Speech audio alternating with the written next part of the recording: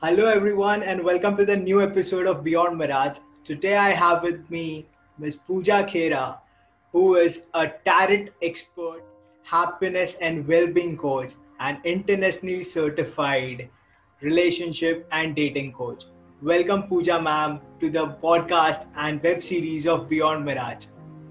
Thank you so much, Jay. It is such a pleasure to be here. Thank you for having me. I'm so excited for this conversation already.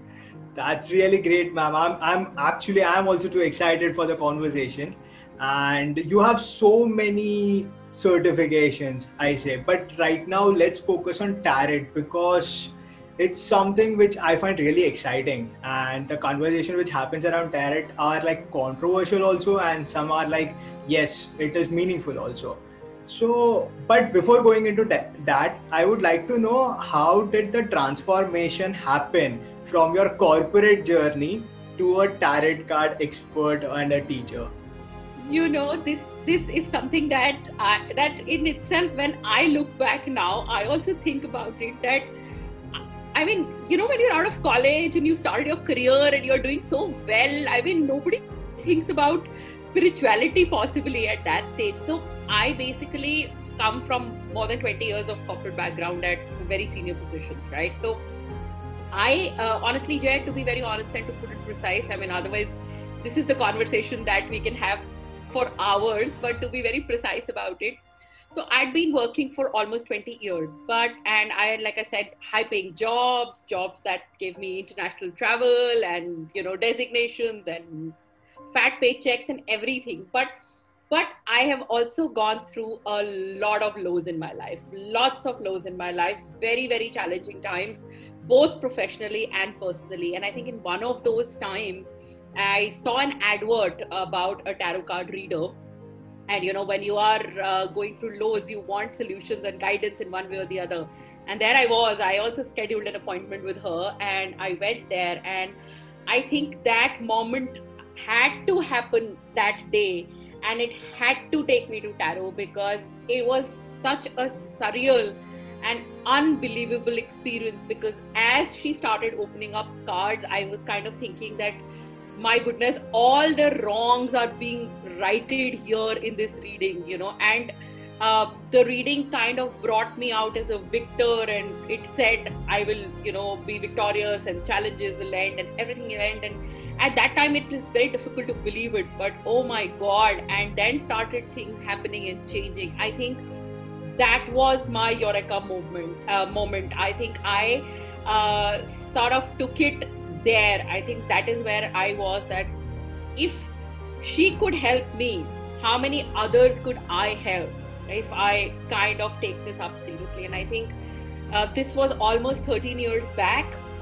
And after this reading and one or two other readings, because I wanted to be sure of what I am, the mind sometimes takes long to accept it. I kind of enrolled myself into my first tarot course with a professional, and I don't think I've looked back ever since that. I kind of think I'm very, very grateful to the universe for taking me to that reader, for introducing me to this medium, and what a journey. After, I have no regrets today, no complaints today of leaving my corporate journey or my corporate job or or that entire race or that adrenaline always. I think I'm more calmer, I'm more peaceful, I'm happier, I'm more satisfied, I sleep better, and I feel more accomplished, to be honest. I'm not undermining the accomplishments there, but this is a whole different feeling. Awesome. And that kind deed that you said, like, if one person could help me, then how can I help other people? And how to I honestly, that is what sort of, I think, drove me there. And, I wanted to understand the medium better and learn about the medium better. And then obviously eventually take it up where I am today. So, yeah. That's really nice, and that's really kind. I mean, that kind of attitude towards life, like if one person can help me, how can I be help for any other? I think I wasn't happy, Jay. I don't think I was happy. There was always a void, like I said, a fat paycheck, overseas travel, senior positions, you have that thing of sometimes even being able to interact with the who's who and the very well accomplished people in our society, Right. all that. But I was never happy.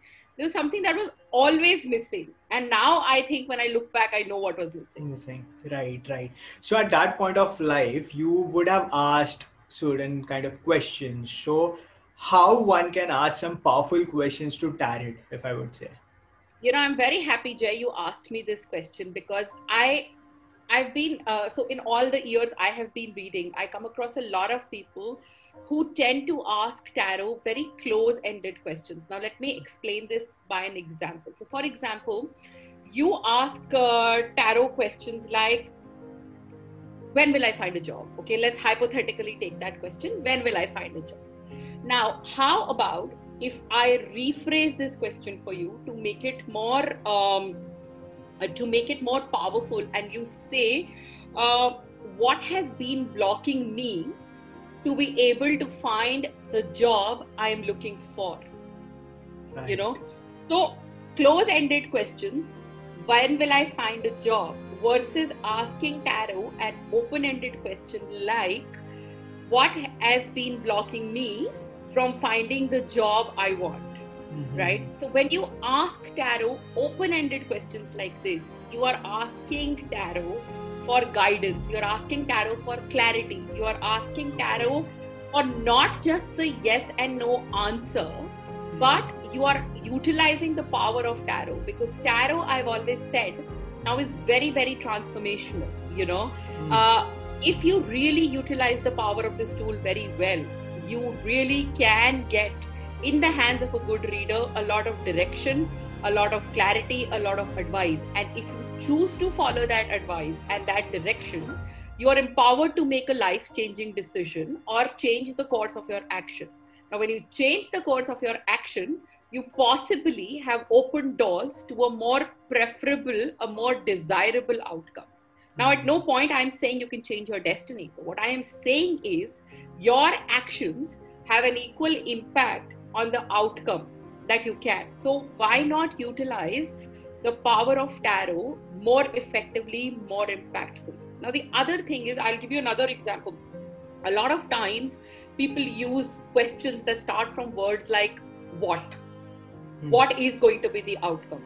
How am I going to meet this person? How am I going to meet that partner? Then why is this happening? So the questions really start with these three words: what, how, and why. Now, again, very, very closed-ended, very restrictive questions, because when you are the seeker and you are sending tarot that energy, tarot will respond with that energy. So instead of starting your questions with these words, the three words that I just told you, why not consider starting your questions with words like, again, reframing your question to make it more deeper and more meaningful with questions like will, when, should, will I be able to achieve the job I am looking for?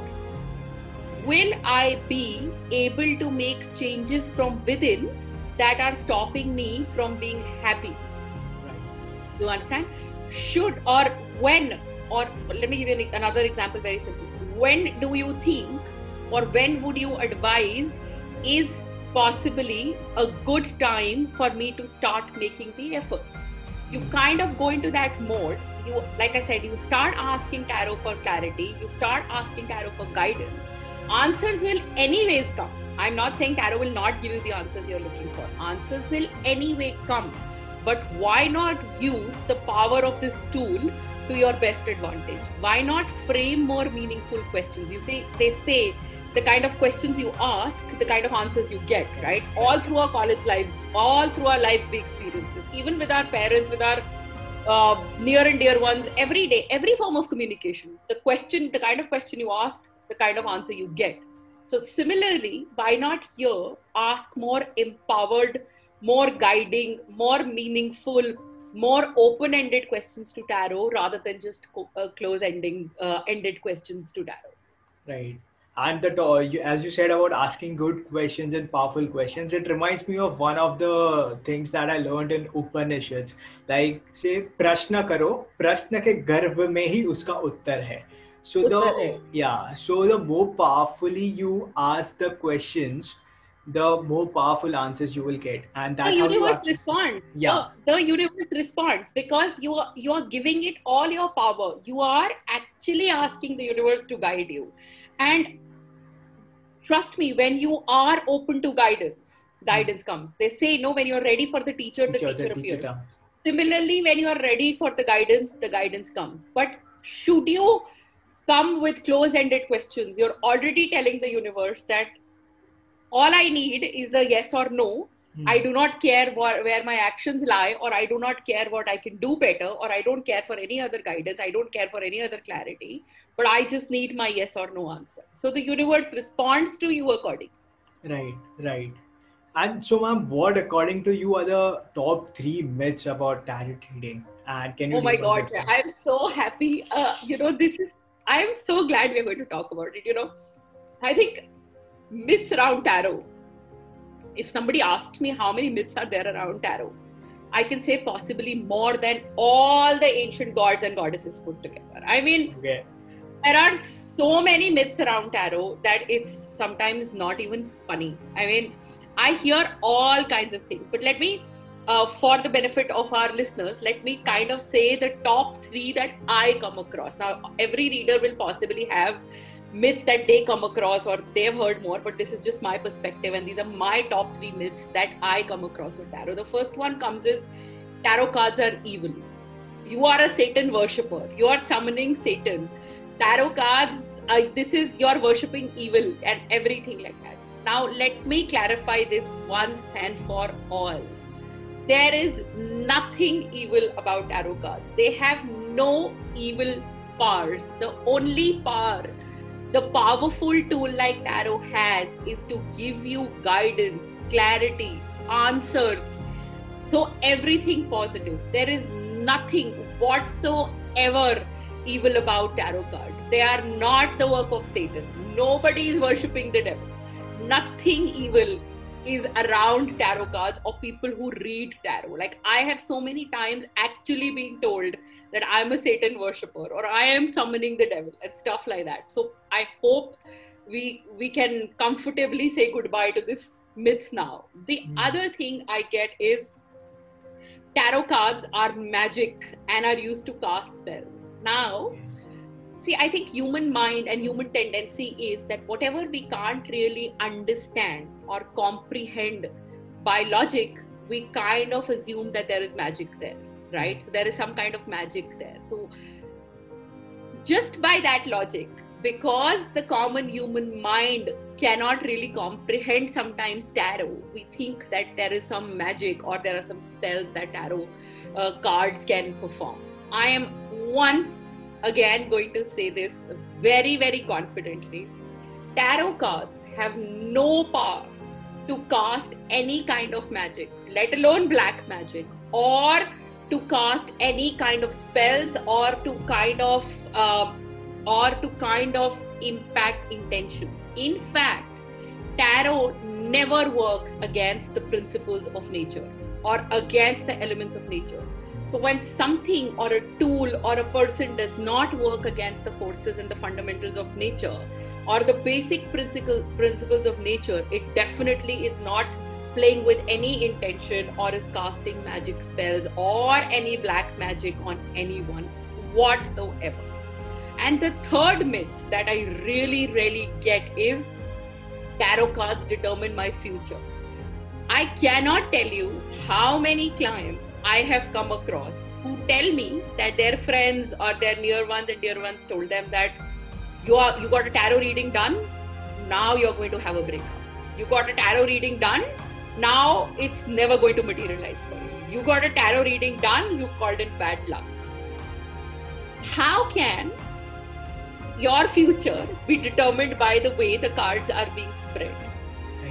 Tarot is not determining your future. Tarot is only guiding you towards your future. Your future outcome is never, under no given circumstances, going to be impacted when tarot cards are being laid out or being spread. A lot of our actions or a lot of our attitudes, a lot of our how we work towards channeling something also is a very important part of us achieving results. So Right. definitely when tarot cards are being laid out, or the reader is pulling out cards, your future is not getting impacted at all. Please, I hope everybody listening to me right now, or everybody listening to us right now, Jay, is now convinced that their future outcomes will not be impacted if tarot card readings are done. That is absolutely not true whatsoever. That's These really are nice. my top three myths. I'm sure there are a couple others that are out there, but these are the ones I get very frequently. Yeah, definitely. But these are the top three, which I also feel which everyone needs to address to, or say listen to, I would say, because then only one can get a clarity about what actually this thing Right. is. And I mean, one to more. everyone listening, I would urge that please, if you really want to and if you really believe, you should go for a tarot reading. There is nothing evil, black magic, Satan, spells, or your future getting impacted if you go for a reading. The only thing you will possibly get is guidance, transparency, answers, and clarity in the hands of a good reader. Right, right. One more thing I just came across was that it is said that many tarot readers do not read their own readings. Ah, What are your opinions on this? so I think there are no rules here. Okay, I'll be Okay. very honest, right? Are we saying that the doctor cannot, that a doctor can't eat medicine himself because he's a doctor, so he definitely needs to consult another specialist? So let me just say this to you. Now, sometimes when readers don't want to do their own readings, it is not coming out of predefined rules or some kind of superstition around it, or some kind of a rule book. There is no rule book anywhere, first things first. Okay. When a reader chooses not to do his or her own reading, it's only coming from the fact that we are also human. We are just too attached to the situation. We will not be able to, maybe we feel that in that moment, let me rephrase this. Maybe we feel that in that moment, if we do our readings ourselves, one, we will not be very open to receive the messages or the answers or the guidance that is coming. Two, we may not be doing full justice to the reading. And for a tarot reader, their cards mean a lot to them. All of us are very, very attached and emotional about our cards because that's how we are. So in those moments, should we feel the need, we want to go to a fellow expert. But there are a lot of times when we are stuck and we are okay, we are ready to, kind of accept what the cards will tell us. We do our readings ourselves also. But yes, there is a different technique for reading for yourself and reading for others. So only readers who know how to read for themselves will be fully comfortable and fully equipped in reading for ourselves. But there is definitely no rule book or no superstition or no do's and don'ts that stops a reader from doing our own reading. It is basically, like I said, depending on how we feel about that situation and how we feel that whether we will be ready to accept and do justice to our readings. That's the only thing at play. Right. So sometimes it's generally that we are in some moment and we are attached to that moment and we are not readily going to accept the things that are going to come to us, maybe, or we are not going to accept those kind of. It's too emotional, like anybody else. It's just too emotionally attached to the situation. Right. So we feel that it's best if another qualified colleague is giving us clarity and guidance that we are looking for, because we will have the tendency to either ignore the messages, just like any other human being, right? Sometimes it's difficult to listen to the truth, right? Right. So that's the only reason why we go to another fellow colleague. Right. And what do you think is the future of tarot? Oh, if you ask me, I would want to make tarot mainstream conversation like yoga and meditation. Now, today, yoga, meditation, spirituality is part of the mainstream mental health conversation. Nobody thought that there will be a time when these will also become mainstream, because we have yet, as a culture, as a society, we have a long way to walk there as yet, right? I would want to make tarot a mainstream discussion, a mainstream belief system, a mainstream accepted tool, because like I always keep saying, it is transformational. Now, there are no figures that or no research that tells you where tarot is headed or where it is not headed. But over the years, I have been practicing it. This is my personal opinion, that I think tarot is becoming immensely popular. People are seeing, and that is not because of a fad or whatever, but I think people are seeing the value it adds to their life. People are benefiting from the guidance it gives. People are utilizing the clarity that the tarot cards give them. So I think more and more people are getting connected and getting and starting to believe in this medium. And personally speaking, that makes me very happy. So I think if you ask me, tarot has a very bright future ahead. It's a very, very long journey, and I would welcome everybody to join us in this journey. This is a very, very changing, defining, and clarifying journey for everyone. That is, if you believe in it. Right. That's great. So in the end, would you like to tell us, like, what are your reading techniques and what do you do mainly? What are your courses or something? So yeah, a lot of readers read with different decks. I read with one of the oldest and the most popular decks called Rider-Waite. I do not believe in doing readings like readings that are very popular these days, which is a question-based reading. Like, I have only one question, I have two questions. I only do very detailed readings for anybody and everybody comes to me. And I, like you asked me, I also teach tarot. I teach tarot to beginners. I teach tarot to people who want to pursue this as a profession. I take tarot classes all through the year because I love teaching tarot as much as I love practicing it. Like I said, I really wish more and more people get joined with this medium, and people can definitely look at my Instagram handle, which is called ZenQuest by Pooja, and they can get more information, or my contact information is there. They can get in touch with me in case they're interested. But yes, I practice on Rider-Waite. I also teach with Rider-Waite. I teach a lot of other techniques along with tarot to people who are seriously wanting to become professionals. And I know that those techniques will help them become better tarot professionals, and will be able to and also that enables them to give more detailed and very, very clear readings to their future clients. So I love doing that. It's part of my everyday routine.